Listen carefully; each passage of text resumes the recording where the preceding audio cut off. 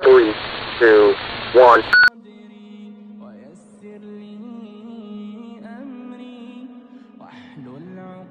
اعوذ باللہ من الشیطان الرجیم بسم اللہ الرحمن الرحیم۔ تمام حمد و ثنا اللہ پاک کی ذات کے لیے، اس کے بعد لاکھوں کروڑوں درود و سلام خاتم النبیین حضرت محمد صلی اللہ علیہ وآلہ وسلم کی ذات اقدس پر۔ آج بولو حفظ آباد کی ٹیم مفتی محمد طیب صاحب کے پاس حاضر ہوئی ہے، یہ جاننے کے لیے کہ ان کا تعارف کیا ہے، جامعہ قاسم علوم کے بارے میں کچھ سوال کریں گے۔ تو آئیے ہم ملتے ہیں مفتی صاحب سے۔ مفتی صاحب سے میں ریکویسٹ کرتا ہوں کہ پہلے اپنے تعلیمی سفر کے بارے میں کچھ ہمیں بتائیں میرے جاننے والوں کو۔ بسم اللہ الرحمن الرحیم، نحمدہ ونصلی علی رسولہ الکریم، اما بعد۔ تعلیمی سفر بچپن سے اور لاشعوری دور سے ہی شروع ہوئے۔ مجھے نہیں یاد کہ والد صاحب نے کس وقت قاعدہ پکڑایا اور کس وقت انہوں نے شروع کروایا۔ ابتدائی تعلیم جو ہے وہ تو حفظ القرآن کی ہے۔ تقریباً 9-10 سال کی عمر میں ہم سب بہن بھائیوں نے قرآن مجید حفظ کر لیا۔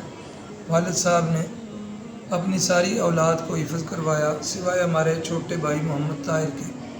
بڑی بہنیں ہیں وہ بھی حافظ ہیں، بھائی ہیں حافظ محمد قاسم صاحب جو اس وقت ادارے کے سربراہ ہیں، وہ بھی حافظ، میں بھی، اور مجھ سے چھوٹی ایک بہن۔ تو یہ ہم سب جو ہے نا والد گرامی نے بچپن سے ہی اس طرف لگایا اور تقریباً 9-10 سال کی عمر میں ہم نے سب نے حفظ کر لیا۔ حفظ کے بعد پھر جو ہے اسکول کی تعلیم میں نے گورنمنٹ ہائی اسکول نمبر 2 وہاں سے میٹرک کیا 1990 میں۔ میٹرک کے بعد کالج میں داخلہ لے کر پھر چھوڑ دیا اور دینی سفر کا آغاز کیا۔ ابتدا جو ہے یہ گجرانوالہ کے مشرقی جانب ایک بڑا معروف گاؤں ہے منڈیالہ تیگا، وہاں سے میری دینی تعلیم کا آغاز ہوا۔ اس کے بعد یہ سفر چلتا ہی گیا، چنیوٹ، راولپنڈی، گجرات، والا دیدار سنگھ، رحیم یار خان، پھر آخری سال جو ہیں میرے وہ فیصل آباد سے الجامعۃ الاسلامیہ شیخ القرآن کالونی سے میں نے دورہ حدیث شریف کی تکمیل کی۔ اس کے بعد فتویٰ کے سبق پڑھنے کے لیے حضرت والد گرامی حافظ نور محمد صاحب سے اجازت طلب کی تو فرمانے لگے کہ اگرچہ میری طبیعت اب متحمل نہیں ہے، بوڑھا ہو گیا ہوں، لیکن آپ کے تعلیم کے اندر میں رکاوٹ نہیں بنتی، تو اس لیے جب تک آپ چاہتے ہو آپ تعلیم حاصل کرو۔ پھر میں کراچی چلا گیا تو فتویٰ کے وہاں سبق پڑھے اور 2000 میں فارغ ہو کر گھر آیا۔ ماشاءاللہ ایک لمبا تعلیمی سلسلہ ہے۔ یہ بات قابل غور ہے کہ تعلیمی سلسلہ کے ساتھ ساتھ آپ کی عمر بھی اس میں گزری ہے تعلیم حاصل کرنے میں۔ تو اس مدرسے کے بارے میں آپ مجھے بتائیں کہ اس کی کب بنیاد رکھی گئی اور اس مدرسے کی بنیاد کس نے رکھی؟ جی، والد صاحب جو ہیں وہ حافظ نور محمد صاحب ہمارے علاقہ کی حفظ قرآن مجید کے حوالے سے مشہور شخصیت ہیں، بلکہ ہماری تو پہچان بھی وہی ہیں۔ 1954 میں وہ یہاں آئے تھے حافظ آباد میں، تو 1954 سے انہوں نے اپنے اس تعلیمی سفر کا آغاز کیا تدریس کا۔ اللہ کی کروڑ رحمتیں ہوں حضرت قاری سنت اللہ صاحب رحمۃ اللہ تعالیٰ علیہ جو استاد الکل ہیں ان کے پاس۔ پھر 1966 میں اس ادارہ مدرسہ قاسم علوم کی بنیاد رکھی گئی۔ پھر اس کے بعد یہ سفر چلتا رہا۔ پھر جس وقت میں فارغ ہو کے یہاں آیا ہوں اس وقت ساتھ جو ہے وہ شعبۃ البنات کا بھی آغاز کر دیا۔ تو والد صاحب کی پڑھائی جو ہے یہ علاقہ بھر میں مسلم تھی۔ اس کا آپ اندازہ اس بات سے کر سکتے ہیں کہ جتنے بھی مکاتب فکر ہیں سب کو والد صاحب کی پڑھائی پر مکمل اعتماد تھا۔ تمام مکاتب فکر کے جو مذہبی رہنما ہیں، مذہبی شخصیات ہیں، انہوں نے اپنی اولاد کے لیے حفظ قرآن کے لیے قاسم العلوم کا انتخاب کیا اور حضرت والد گرامی رحمہ اللہ کا انتخاب کیا، اور الحمدللہ ثم الحمدللہ بڑے اچھے ماحول کے اندر والد صاحب نے انہیں بیگم کروایا۔ آپ کی حفظ قرآن کی خدمات کو دیکھ کر ہمارے شہر کی بہت بڑی علمی شخصیت تھی حضرت مولانا حکیم نور احمد الزانی صاحب، بہت ساری کتب کی مصنف ہیں، بہت بڑے عالم دین تھے۔ والد گرامی کی یہاں پر جو خدمات قرآن مجید تھی تو ان کی انہوں نے والد صاحب کے لیے شیخ تحفیظ کا لقب پسند کیا، شیخ تحفیظ مطلب کہ قرآن کی حفظ کروانے میں ماشاء اللہ، یہ والد صاحب کو یہ لقب دیا۔ آج میری فرسٹ ہے کتنی پرانی ایک سے ایک سے آپ اس کا نہیں ہے اور تو یہ بہت تعلق ہے یہ نبی کے شریعت کے بارے میں تو آپ یہ کیا چاہتے ہیں آپ نے کیا کی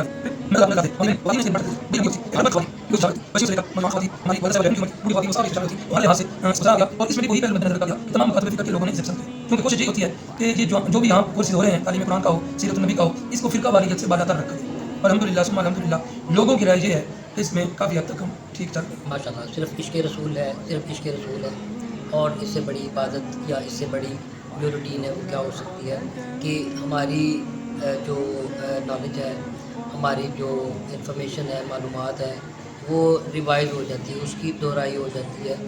تو میرے خیال میں بھی یہ ایک بہت اچھا قدم ہے، آپ سب بھی اس میں شامل ہوں کیونکہ یہ ایک نیک عمل ہے اور آگے بچوں کی بھی تربیت کے لیے ہمارے لیے مفید ثابت۔ اور یہ کورس جو ہے نا شہر میں نہیں پورے علاقہ میں نہیں ہے، یہ اپنی مثال آپ ہے، منفرد چیز ہے، کہیں بھی یہ نہیں ہو رہا الحمدللہ جو ہم کروا رہے ہیں۔ اللہ پاک کو آپ قبول کو فرمائے۔ مزید توفیق دے، کئی سالہ سال چلے اور اللہ پاک ایک کوشش کو قبول فرمائے۔ آمین۔ مدرسے کے نظام کے بارے میں تھوڑا پوچھنا چاہتا ہوں کہ حفاظ کرام کے کتنے گروپ ہیں یا ان کے نام کیا ہیں، اور ایک مدرس کے پاس کتنے بچے ہوتے ہیں، جیسے ہم انگلش میں کہتے ہیں STR اسٹوڈنٹ ٹیچر ریشو، تو کیا اس چیز کو بھی یہاں پہ مد نظر رکھا جاتا ہے؟ جی بالکل، اس وقت نا ہمارے ہاں حفظ قرآن کی جو 5 کلاسیں چل رہی ہیں، اور یہ تو یہاں پر ہیں، باقی جو شاخیں ہیں مدرسہ تعلیم الاسلام چکچٹھا وہ ہماری شاخ ہے، بائی پاس مدرہ والا چوک پر شاخ ہے، اسی طریقے سے ولی ٹاؤن محلہ میں شاخ ہے، رسول پور تارڑ میں، پنڈی بٹھیاں میں، الحمدللہ ہر جگہ یہ نظام چل رہا ہے۔ یہاں پر جو ہماری کلاسیں ہیں ان کے حفظ کی کلاسوں کے نام ہم نے خلفائے راشدین کے نام سے معنون کیے ہیں، سیکشن صدیق اکبر، سیکشن فاروق اعظم، اس حوالے سے۔ اور ہماری جو ناظرۃ القرآن کی کلاسیں ہیں ان کو ہم نے فقہائے کرام کے ناموں سے معنون کیا ہے، سیکشن حضرت امام ابو حنیفہ، سیکشن حضرت امام شافعی، اس طریقے کے ساتھ حفظ کی کلاسیں خلفائے راشدین کے نام پر، اور ناظرہ کی کلاسیں جو ہیں وہ ائمہ اربعہ جو فقہا ہیں ان کے نام پر کی ہیں۔ تو بچوں کی تعداد جو ہے تقریباً 25 کے قریب بچے ایک استاذ کے پاس ہوں، الحمدللہ وہ بہت بہتر نظام چل سکتا، اور یہی اسی بات کو ہم نے ملحوظ رکھا۔ اچھا، بچے کافی زیادہ ہیں تو ان کی ہر وقت ان کے پیچھے جانا آنا مشکل ہوتا ہے، تو ان کی نگرانی کا کیا انتظام ہے؟ نگرانی الحمدللہ مدرسے کے اندر تو اس وقت مدرسہ کی 3 منزلہ عمارت ہے، مسجد کی 2 منزلہ عمارت ہے بیسمنٹ کے علاوہ، تو ہم نے پوری عمارت کو سیکورٹی کیمروں کے ساتھ جو ہے نا وہ کیا ہوا ہے، تو وہ ہر وقت جو ہے، بلکہ اس کا تعلق بھی بجلی کے ساتھ نہیں UPS کے ساتھ ہے کہ بجلی چلی بھی جائے تو وہ اس کے ساتھ الحمدللہ ثم الحمدللہ بالکل ایک ایک مدرسے کے کونے کی نگرانی ہوتی ہے، بچوں کی جتنی بھی مصروفیات ہوتی ہیں وہ ہمارے سامنے ہوتی ہیں، اور سیکورٹی الحمدللہ ٹھیک ہے۔ باقی گھر جس وقت بچے چلے جاتے ہیں تو پھر والدین سے فون پر رابطہ رہتا ہے۔ الحمدللہ ہمارے بچوں کا زیادہ وقت جو ہے نا وہ تعلیم میں ہی گزرتے ہیں۔ عصر سے مغرب تک ایک چھٹی ہوتی ہے، اور عصر سے مغرب تک کی اس چھٹی میں کبھی آپ مدرسے میں آئیں تو دیکھیں گے کوئی جو ہے نا وہ پابندی نہیں ہے، لیکن اس کے باوجود بچے جو ہیں وہ بالکل آپ کو پڑھتے ہوئے نظر آئیں گے۔ دوپہر کی جو چھٹی ہوتی ہے اس چھٹی کے اندر ہماری کوشش یہ ہوتی ہے کہ بچوں کو سلا دیا جائے، یہیں سال کے اندر اے سی چلا دیے جاتے ہیں اور اساتذہ کرام بھی اور بچے بھی سو جاتے ہیں۔ وہ بچے جو تہجد کے اوقات میں جاگے ہوتے ہیں تو دوپہر کو سو کر ان کی نیند بھی پوری ہو جاتی ہے اور وہ پچھلے ٹائم کی پڑھائی بھی بہت بہتر ہو جاتی ہے۔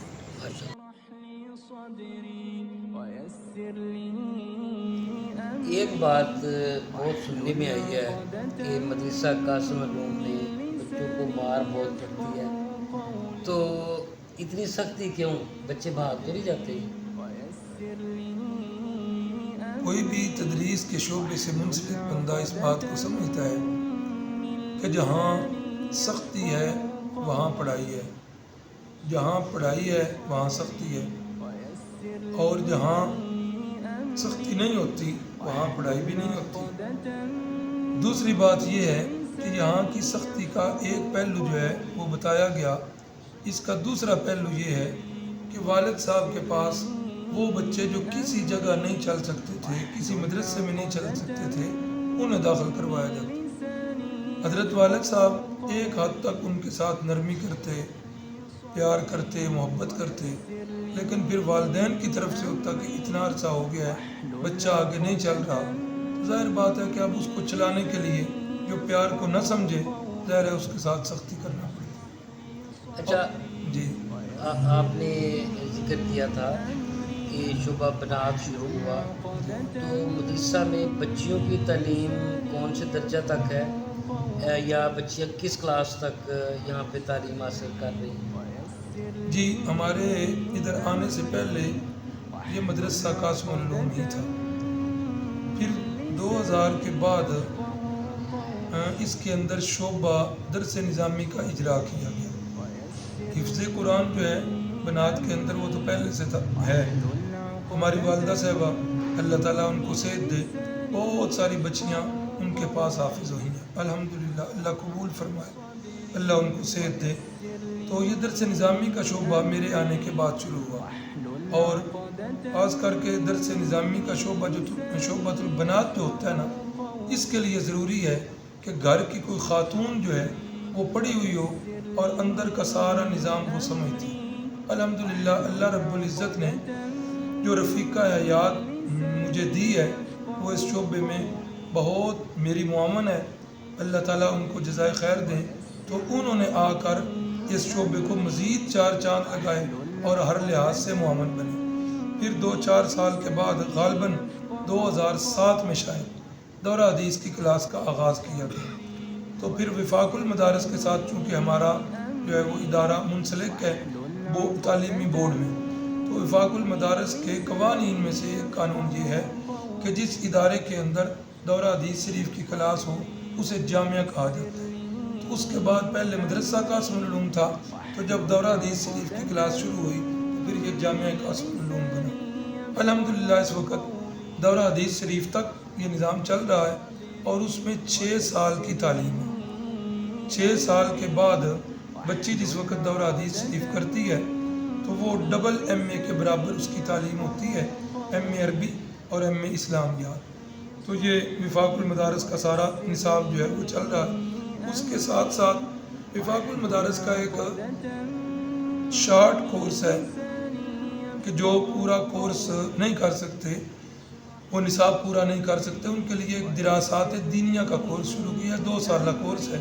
الحمدللہ اس میں بھی بہت پیش رفت ہوئی، بی اے ایم اے تک ایم ایس سی بچیاں جو ہیں الحمدللہ اس وقت بھی تعلیم حاصل کر رہی ہیں، بلکہ اس شعبے میں بھی کامیابی اس حد تک ہے کہ سابقہ ادوار میں ایک سال ایسا آیا کہ جس وقت لیپ ٹاپ تقسیم ہو رہے تھے شہباز شریف صاحب نے 1 سال میں دینی مدارس کے طلباء اور طالبات کو بھی لیپ ٹاپ دی، تو اس کے لیے ایک تناسب مقرر کیا گیا کہ جن بچوں کے اتنے نمبر ہیں انہیں لیپ ٹاپ دیا جائے گا۔ تو ہمارے اس پورے ضلع حافظ آباد کے اندر 4 بچیاں جو ہیں وہ اس میرٹ پہ آئیں، تو وہ 4 بچیاں الحمدللہ قاسم العلوم ہی کی تھیں۔ تو جس طرح حفظ کے نظام کے اندر ادارے کی پڑھائی سب کے ہاں مسلم ہے، الحمدللہ شعبۃ البنات میں بھی بہت اچھے طریقے سے چل رہے ہیں، اللہ تعالیٰ قبول فرمائے، اللہ مزید کامیابیاں دے۔ اور رہ گئی بات جو آپ فرما رہے تھے کہ بچے بھاگ تو نہیں جاتے سختی کی وجہ سے. صورت حال یہ ہے کہ تقریباً 1 سال ہو گیا ہے ہم نے داخلہ ہی بند کیا ہوا. روزانہ لوگ مجبور کر رہے ہیں, فلیکس بار لکھ کے لگائی ہوئی ہے. پچھلے دنوں ایک بہن کا فون آیا کہ بچہ داخل کروانا ہے. میں نے کہا کہ باجی داخلے بند ہیں. کہنے لگی کہ تقریباً 8 ماہ ہو گئے ہیں, میں بار فلیکس دیکھ رہی تھی تو اب اتر چکی ہے, اس لیے میں نے فون کیا. تو میں نے کہا باجی اتری نہیں ہے, وہ موسم کے تغیر و تبدل سے پھٹ کے تو اتر گئی ہے. یعنی بھاگنا کیا ہے. الحمدللہ جو لوگ اس معاملے میں ذوق رکھتے ہیں حفظ کے, جن کی یہ خواہش ہوتی ہے کہ ہمارا بچہ صرف رسمی حافظ نہ بنے, واقعی حافظ بنے, تو وہ قاسم العلوم کا انتخاب کرتے ہیں الحمدللہ. اچھا, حافظ تو بن جاتے ہیں بچے, تو جس طرح ہم کہتے ہیں سرٹیفکیٹ یا سند, تو وہ حافظ کو ایک سند یا سرٹیفکیٹ کیسے عطا کی جاتی ہے تاکہ کہیں ڈاکومنٹیشن میں وہ بتا سکے کہ میں یہ بچہ حافظ ہے, یا اس کو نمبروں میں رعایت ملے, یا اس طرح کی کوئی؟ جی وہی بورڈ کا جو ہے امتحان ہوتا ہے وفاق المدارس کا, تو وہ ممتحن آتے ہیں تو وہ اپنی ترتیب کے مطابق اس کا امتحان, وہ بڑا سخت امتحان ہوتا ہے. اس امتحان کے بعد پھر جو ہے وہ رزلٹ آتا ہے اور اس کے بعد وہ بورڈ جو ہے سند ایشو کر دیتا ہے. اچھا, عام لوگوں کا خیال یہ ہے کہ مدارس والے بچے پیچھے رہ جاتے ہیں عام دوسرے بچوں سے, تو آپ کا کیا مشاہدہ ہے اس بارے میں کہ کیا واقعی مدارس والے بچے پیچھے رہ جاتے ہیں؟ بالکل ایسی بات نہیں ہے. ہمارے ادارے سے کئی بچے فارغ ہوئے, الحمدللہ PhD تک پہنچے. بہت سارے اس وقت فوج میں ہیں, بہت سارے بچے محکمہ تعلیم میں ہیں, کالجز کے اندر پروفیسر ہیں. میرے ساتھ حافظ زاہد یوسف صاحب تھے, انہوں نے حفظ کیا میرے ساتھ. میرے اسکول کے بھی پھر وہ ساتھی ہیں 5 سال تک, تو اس وقت بھی وہ گجرات یونیورسٹی میں کسی ڈپارٹمنٹ کے ہیڈ ہیں. تو یہ ایسی کوئی بات نہیں, نکمے ہر جگہ پر ہوتے ہیں. تو الحمدللہ یہ بچے جو ہے نا حفظ کے بعد اللہ تعالیٰ ان کے ذہن کو کھول دیتا ہے, اور اگر یہ بچے محنت کرنے والے ہوں تو ان کے لیے بڑے ترقی کے مواقع, اور الحمدللہ اور ایسی بات ہے بھی کہ بچے بہت اوپر جا رہے ہیں. ایک بہت ہی مشکل منزل کی طرف اشارہ کرنے لگا ہوں کہ حافظ تو بچے بن جاتے ہیں, ذوق شوق سے والدین بنا لیتے ہیں, لیکن ایک حافظ کو منزل یاد رکھنے کے لیے کیا روٹین بنانی چاہیے کہ اس کو یہ والا جو اتنی مشکل سے اس نے جو مرتبہ حاصل کیا ہے وہ قائم ہے؟ اس کے لیے تو میرا تجربہ یہ ہے, پہلی بات کہ حفظ کے متصل بعد اسے اپنی گردان اپنی منزل پختہ کرنی چاہیے. یہ بہترین ایک موقع ہوتا ہے کہ اور کوئی بچے کی مصروفیت نہیں ہوتی, اور اس وقت کے اندر وہ بالکل مکمل توجہ کر کے گردان یاد کر سکتے ہیں. اور اللہ کرے ایسا ہو جائے, جو بچے حفظ کے متصل بعد ایک دفعہ تسلی کر لیتے ہیں تو وہ بچے جو ہیں ان کو کوئی پرواہ نہیں ہوتی, صرف یہ کرتے رہیں کہ روزانہ ایک پارہ منزل پڑھتے رہیں یا سناتے رہیں, اور رمضان میں اپنا مصلی ناغہ نہ کریں, رمضان میں نماز تراویح میں قرآن مجید کی تکمیل کریں, انشاءاللہ انہیں کوئی پرواہ نہیں. تو یہ منزل یاد رکھنے کے لیے کوئی اصول, کوئی ریٹن میں بھی ہیں, کوئی ترتیب ہے اس کی, کوئی لکھے ہوئے ہیں؟ ہمارے ہاں یہ ہے کہ ہم 29 سپارے پڑھا کے بچے کو ہم اس کا سبق بند کر دیتے ہیں. اس کا سبق بند کر کے 2-3 دفعہ متعلقہ استاد جو ہیں کلاس انچارج, وہ اس کی گردان سنتے ہیں, اس کی دہرائی کرواتے ہیں.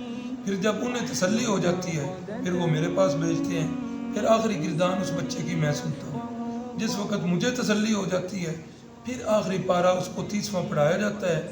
یعنی بچے کا قرآن مجید ختم ہو, ختم قرآن کی الگ خوشی اور قرآن کے یاد رکھنے کی الگ خوشی کہ ہمارا بچہ واقعی اس قابل ہے کہ اب قرآن مجید جو ہے وہ بالکل صحیح اس کو یاد ہے. تو باقی اس کے اندر جس وقت دہرائی ہوتی ہے اس کے اندر ہم زیادہ توجہ کرتے ہیں متشابہات پر. تو متشابہات ہمارے پاس لکھے ہوئے بھی ہیں, اب تو کئی قرآن مجید بھی چھپ چکے ہیں جن کے حاشیے پر متشابہات ہیں, لیکن وہ بہت کم ہیں.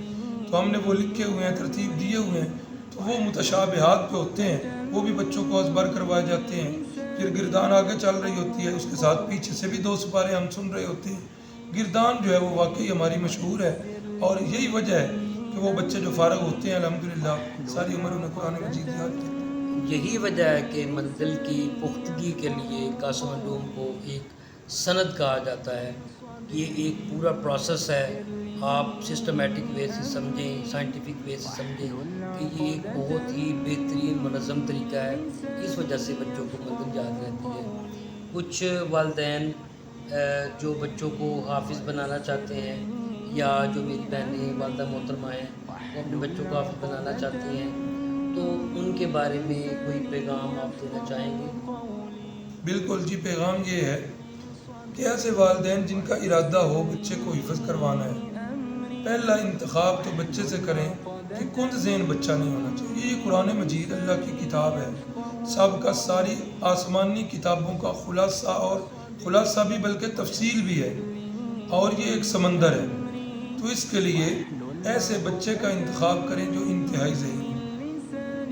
نمبر 2, اس کے لیے پھر بچے کو بچپن سے ہی جو ہے اس کی ذہن سازی کرنی چاہیے کہ بیٹا ہم نے آپ کو حافظ بنانا ہے, آپ کی وجہ سے ہم بھی جنت میں جائیں گے, آپ کی وجہ سے ہمارے سروں پہ اللہ تعالیٰ تاج سجائیں گے. یہ فضائل قرآن مجید جو ہے اس بچے کو وقتاً فوقتاً سناتے رہنے چاہیے, اور بچپن سے اس کی ذہن سازی کی جائے.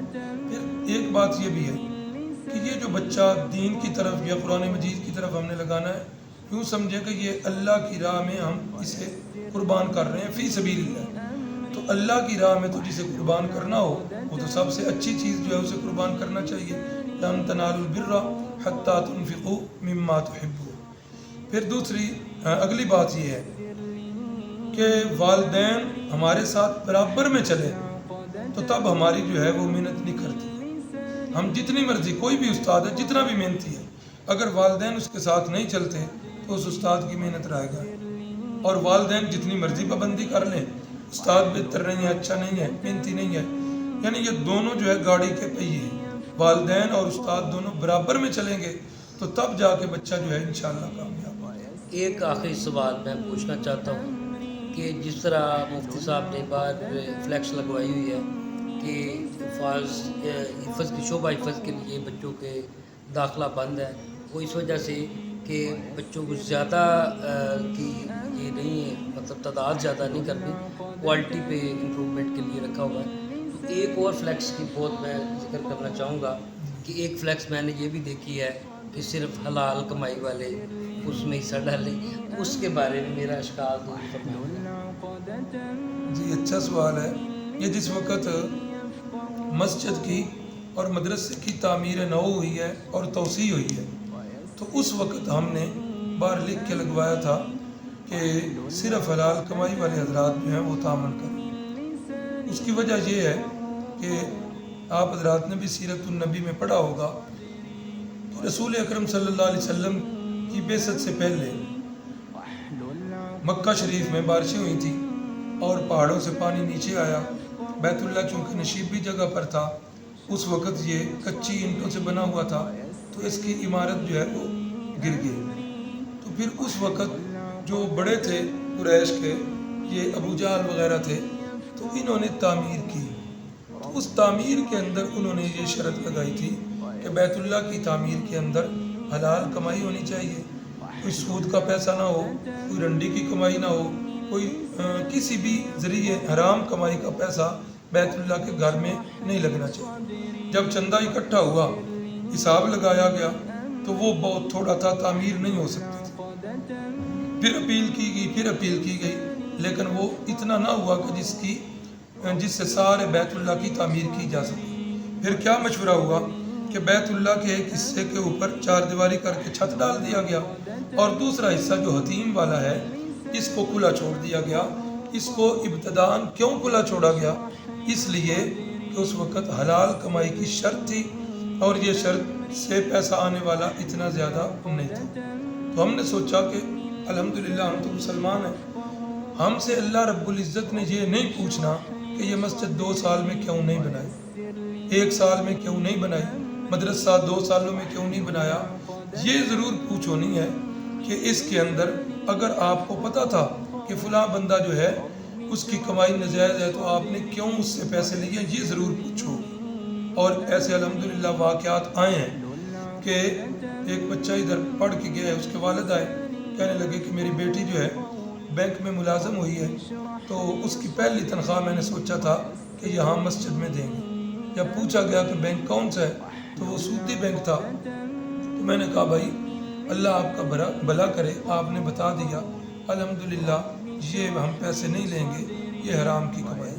تو جب اسے سمجھایا گیا تو اس کے بعد اس نے بڑے اچھے دل سے اس بات کا اظہار کیا کہ اگر یہ بات ہے تو میں اپنی بیٹی کو بینک کی نوکری چھڑواتا ہوں۔ تو اس کے الحمدللہ بڑے اچھے ثمرات آئے ہیں، اور اپنی فلیکس کے بعد میں نے ایک دو جگہ اور فلیکس دیکھی ہیں کہ جہاں یہ لکھا ہوا تھا کہ صرف حلال کمائی والے حضرات جو ہے رجوع کریں، اور یہ چیز ہونی چاہیے کہ اللہ کے گھر کی تعمیر ہو، اور مجھے پتہ ہو کہ ایک آدمی جو اس کی حرام کمائی ہے اور جس وقت وہ دینے آئے تو میں اس کو جنت کی ٹکٹ دے رہا ہوں اور اسے کہہ رہا ہوں کہ جی آپ پکے جنتی ہیں، تو اور اس کو کہہ رہا ہوں کہ اللہ آپ کو اس کی جزا دے، حرام پر اللہ کیسے جزا دے گا؟ تو یہ چیز ہونی چاہیے تھی۔ اور لطیفے کی بات کہ ایک دن ایک آدمی کہنے لگا کہ آپ کی مسجد بن رہی ہے، آپ یہ نیچے سے حلال کمائی والی بات کاٹ دیں تو آپ کی مسجد بڑی جلدی بنے گی۔ میں نے کہا کہ آپ پورے علاقے کی مساجد کا سروے کر لیں، اگر کسی بندے نے اپنی جیب سے مسجد بنوائی ہے وہ بھی نکال دیں، بیرون ممالک سے کوئی امداد آئی ہے مسجد بنی ہے وہ بھی نکال دیں، عوامی فنڈ سے چندے سے کوئی مسجد مجھے دکھا دیں جو اتنی جلدی بنی ہو، کتنی جلدی یہ مسجد بنی۔ اور ہم یہ سمجھتے ہیں اتنی جلدی مسجد بننے کا اللہ رب العزت نے یہ ذریعہ بنایا کہ ہم نے اس کے اندر تحقیق کی، جہاں ذرا بھی شبہ ہوتا تھا تو وہ ہم جو ہے اس کا چندہ واپس کر دیتے تھے، نہیں لیتے تھے۔ آج بہت سے اشکال دور ہو گئے ہوں گے، بہت سے سوالات میرے ذہن میں بھی تھے اور میرے سے پوچھے بھی جاتے تھے، تو میں مفتی صاحب کا بہت شکریہ ادا کرتا ہوں کہ آج انہوں نے اپنے بہت ہی ٹف روٹین سے مجھے وقت دیا ہے، اور لوگ حافظ آباد کی طرف سے میں مفتی صاحب کا شکریہ ادا کرتا ہوں، اور میری دعا ہے یہ مدرسہ دن رات اسی طرح قرآن کی تعلیم کے خزانے بانٹتا رہے، اور میری اور آپ کی آخرت جو ہے نیک و اچھی ہو، آمین۔ السلام علیکم ورحمۃ اللہ۔ رب اشرح لي صدري ويسر لي